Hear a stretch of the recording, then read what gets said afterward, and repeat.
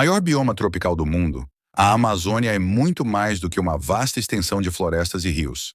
É um coração pulsante de biodiversidade e berço de culturas ancestrais.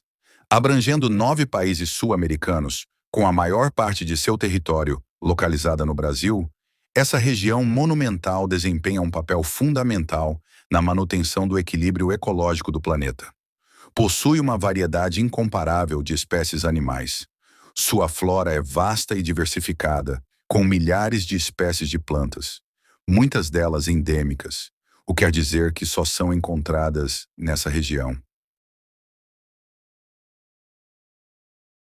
Obrigado por assistir o vídeo. Aproveite e faça uma visita ao nosso canal. Lá temos o vídeo completo e outros conteúdos que podem te interessar.